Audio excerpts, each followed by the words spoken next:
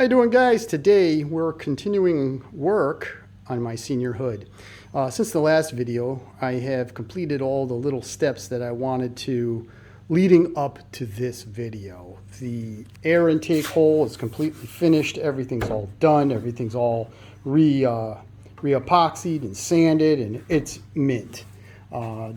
Did the same thing around the gas fill hole. There was a lot of chipping and delamination. All of that has been fixed. The big crack that was all upheaved and everything from the gas tank, it's fairly smooth. It's all filled in. It looks great. Also, the crack that was in the back here, the whole thing is all reinforced on the back side. It's all resurfaced on the top side. So that is all set. Technically today, what we're going to start working on is patching up the big hole. One thing I just wanted to entertain is that a lot of people, or there was a couple people that had said that I should not leave this patinaed. I should like refinish the hood. Well, there's a couple reasons why I'm not going to, or at least initially not going to kind of restore this hood. One, I just don't like restored tractors anymore. Once I do all this work to them, I end up not using them, or I just end up selling them. And that's not what I want for my senior. My senior, I want to use it. I want to go out, show it, have fun with it. So that means leaving it a little bit, with wear and tear and not perfect. That's kind of like where I'm headed. The other thing too is this hood, or with most senior hoods, the fiberglass is really wavy. And you can almost see the low spot, high spot, low spot, high spot, low spot. And trying to block this super flat in order to make it, real nice with paint, is just going to be too much. And I just don't want to get involved with that. The other thing too is, let me just go ahead and pour a bunch of wax and grease remover on this paper towel, and I'll show you something.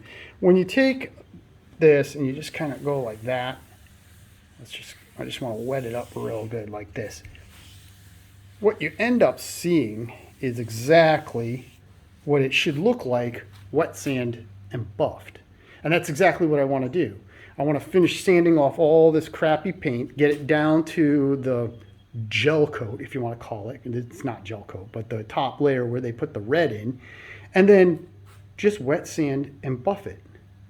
And I think it's going to look really cool. Number one, it's still a deep red, just like it's supposed to be.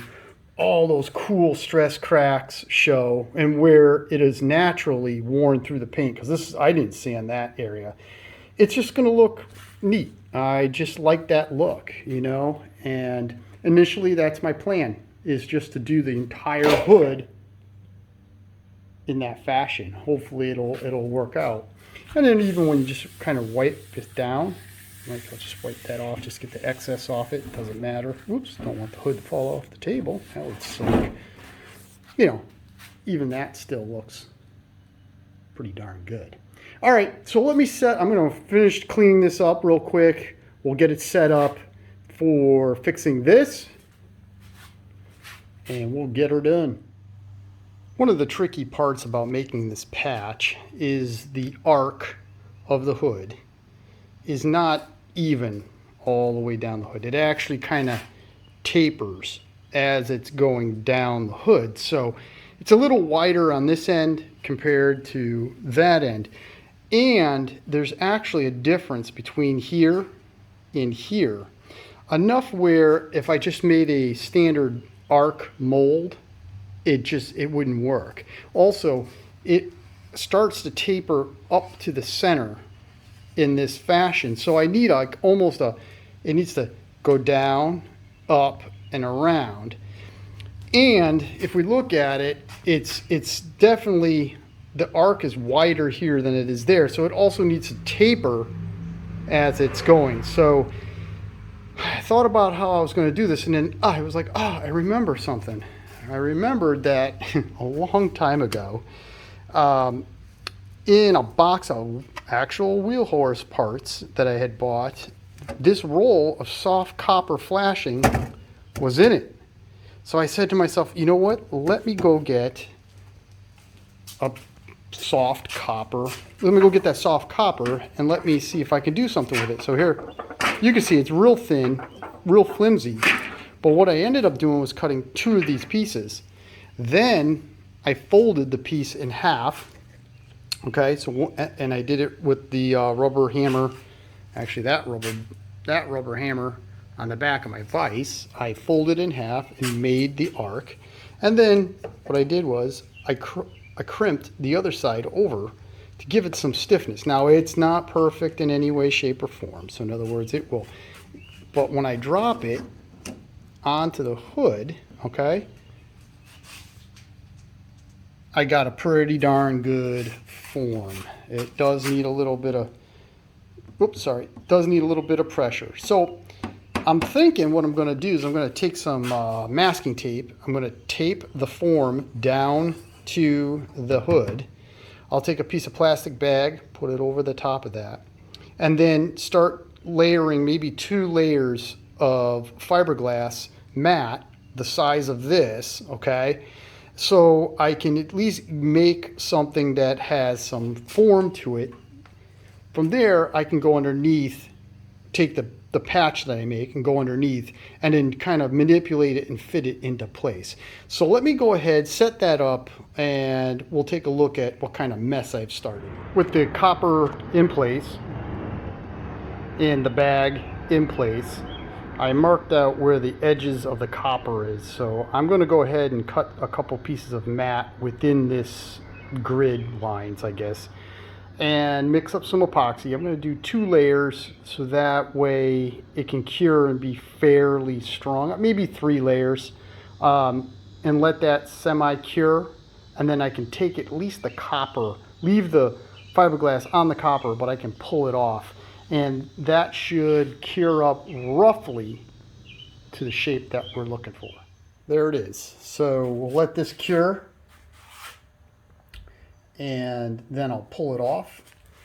I gotta let it cure fairly well because I don't want it to, I mean, I do have the piece of copper underneath, but I don't want to twist and distort it. I want it to cure fairly well here on the hood, and then I'll pull all this off, take the patch off, or lift the patch and the copper up off the hood. We'll let it finish curing, and then we'll fit it to the hole, or at least hopefully that's how it'll all work out. It peeled right off the hood. The bag slipped right off the back of the piece of fiberglass, so I just gently put it back down on the copper form, and I'm just going to let it sit out here for maybe an hour or 2, just so it's fully cured before I start to manhandle it. With the patch sides basically file fitted to the hole, as you can see, it fits pretty good. Now it's just resting in the hole. I haven't epoxied it, haven't done any resin work to attach it to the hood. But as you can see, the shape is super close. I mean, the trick with the piece of copper and plastic bag actually really worked out well to get that shape pretty nailed. So what I'm going to do now is I'm going to, on the top side here, basically tape the patch into place. I'm going to flip the hood over. I'm going to start resining and putting some mat in there to basically support and attach the patch to the hood. From there, once that cures, we'll flip it back over, and then we'll do our finish work with some more resin on the top. The patch has been epoxied in with supporting fiberglass mat from the underside. On the top side, I did add some paint to the resin, red paint, to just try to subdue it so I wouldn't have a big huge matte kind of look here. Overall, I think it lays out pretty nice. We'll see how it sands out. I do have to add a little extra resin to this hole. This one's nice and flat, the one up here is nice and flat, and then the one that was here was blown out. So, but overall, the resin is curing pretty good. It does, I ran some tests with the, I'll pull back so you can take a look at that. I did run some tests with the resin and some paint just to mix it in. And what I found is it just takes a little bit longer for it to harden. So This will probably have to sit overnight in order to get hard enough where I can sand it with some 80 grit to knock it down, and then 220 and 320. And then this hole should be fixed. I don't know if I can get a good shot of the fix underneath here, but yeah, there it is. You can see that it's all supported, everything's there. I'm real happy with it. It looks real good. So, all right, let's let that cure, and I'll sand it out, and then we'll take a look at hopefully, the finished product. There it is, all sanded out. The red in the epoxy, it did a great job. Unfortunately, there was some high spots and some low spots. There's actually a low spot just on the outside of the patch. It looks good. I mean, the fit of the patch is amazing. I mean, making that buck with the copper, that was like totally on point. That came out pretty darn good. And if we kind of just scan the patch, you can see that it's almost 100%, which I'm super happy about. Color-wise, finish-wise, not so much. I don't know exactly what I'm going to do with that, but that's for another day. The actual hole is fixed, and that was truly the main goal. I said I was going to do this next, fix the back of the hood, but because I'm still trying to figure out what I want to do to finish that, I'm going to put this on hold. But just before I go show you what I'm going to do next, the whole hood, if you recall, looked like this nonsense, this primer and red and all this other stuff. But when you take it all off, the hood is super cool underneath it all, at least in my opinion. I like all these stress cracks in the hood, and then once you polish it all up and these stress cracks get all polished and the hood is super smooth, you can hear on my hand that it is super smooth. So I think it looks awesome.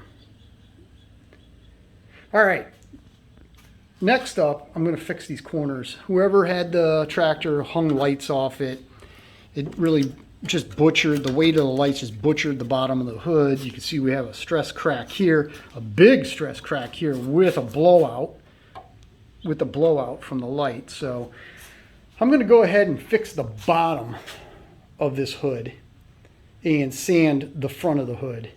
But that is going to be for another video. All right, guys, I just wanted to thank you very much for all your support. Thank you for your comments on all my other hood videos. I really do appreciate all your support and your encouragement. Thank you for your suggestions. And as always, like, share, and subscribe, and have a great day.